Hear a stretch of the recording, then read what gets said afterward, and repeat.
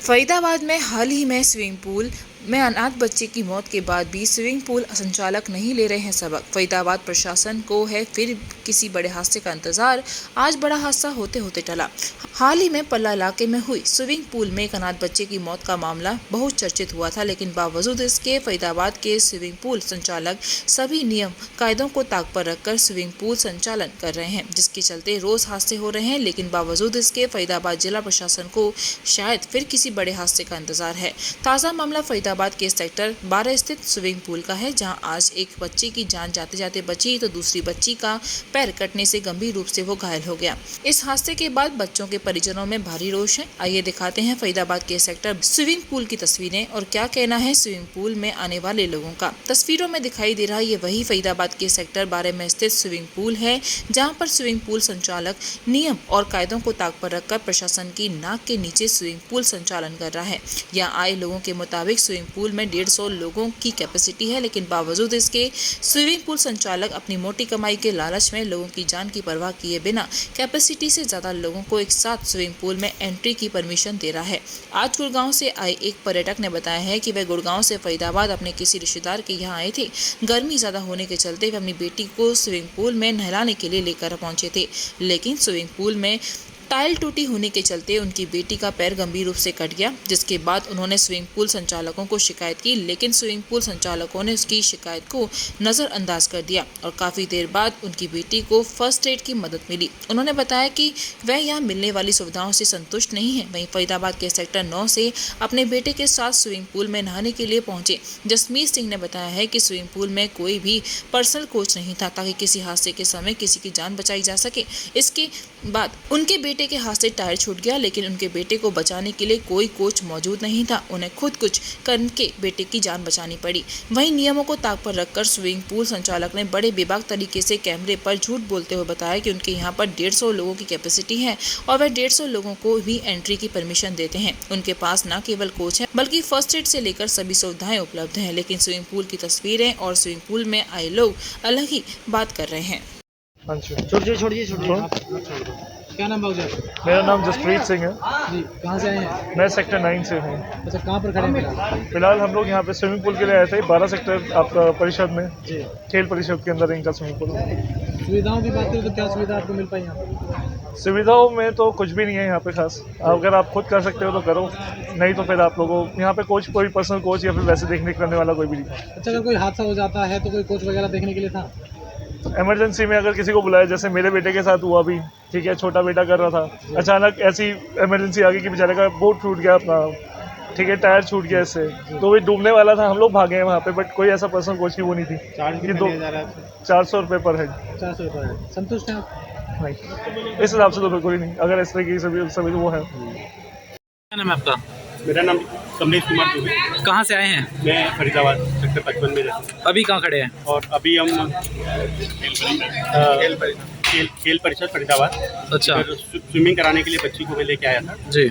और इसके अंदर जैसा कि कोई भी व्यवस्था नहीं है, जगह जगह पे टाइल्स उखड़ी पड़ी है। जी। अभी बच्ची के पैर में इतना डीप कट है और इतना सारा ब्लड इसका लॉस हुआ है। मैंने अथॉरिटी को जाके कंप्लेन किया, बट कोई सुनने को राजी नहीं है। अभी 2000 रुपये मैंने, अभी 4-5 लोग हम घर से आए थे, हमने 2000 रुपये उनको पे किया, लेकिन उसके बाद जब मुझे डॉक्टर की कॉस्ट भी क्लियर करनी है तो कोई प्रॉब्लम नहीं हो रही है। अच्छा, तो सुविधा कैसे दी जा रही है? सुविधा के नाम पे कुछ नहीं है, कोई सुनने वाला नहीं है। फर्स्ट एड कराने के लिए भी मुझे 10 मिनट वहाँ पे वेट करना पड़ा, इतना ज़्यादा उसका ब्लड लॉस हुआ है बेटी।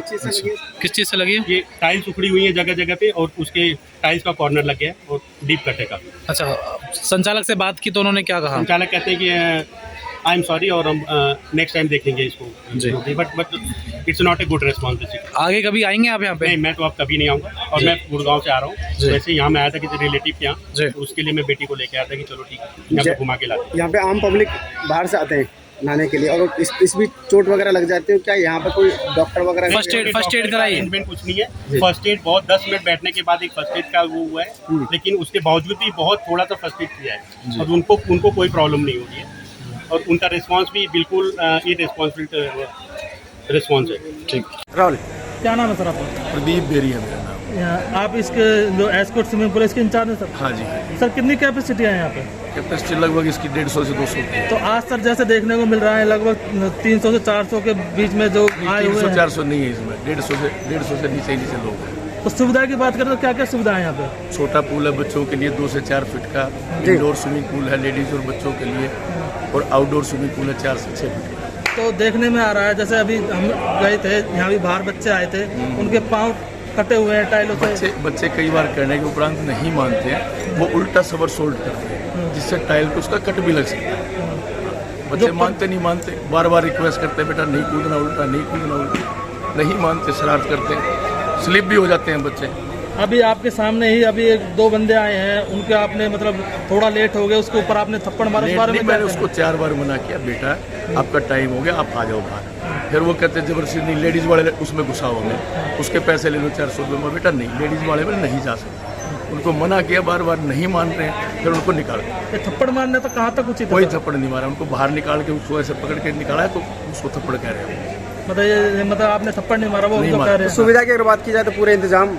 हाँ, पूरे इंतजाम है यहाँ पे, सारी चीज़ें, कोच हैं, लाइफ गार्ड है सब। तो यहाँ पे जैसे परिवार समर वेकेशन शुरू होने वाला है, परिवार के साथ आना शुरू हो गए हैं। हाँ, आ रहे तो हैं। उन्हीं का कहना है कि यहाँ पे ना तो कोई कोच है। अभी एक बता रहे थे यहाँ पे आए थे, उनका बच्चा ट्यूब से निकल गया, वहाँ पे कोई नहीं था उनको बचाने के लिए, इसी कारण वो बाहर गए। इस बारे में क्या कहना है आपका? यहाँ पे 15 से 20 लाइफ गार्ड और कोचेज हैं, कोई ऐसी वो चीज़ नहीं है। सर कोई किसी को अगर टाइम से पहले निकाल दो तो वो नाराज होता है, तो ऐसे सबको सेटिस्फाई तो कैसे करते? सर एंट्री फीस की अगर बात की जाए तो कितनी रखी गई है इस बार? 250 है एक दिन के लिए जी। महीने का 3000 रुपये चार्ज। सर कोई एंट्री का कोई रजिस्टर है, कितने बंदे हैं? सब चीज़ें, सारा रजिस्ट्री का एंट्री होता है। आज कितनी एंट्री हुई है? आज 150 से 200 है एक टाइम में। कुछ है सर आपके पास? सारा रिकॉर्ड है हमारे पास। ठीक है। जसवन टेलीकॉम मोबाइल रिपेयरिंग पार्ट्स एवं मोबाइल एक्सेसरीज के थोक विक्रेता।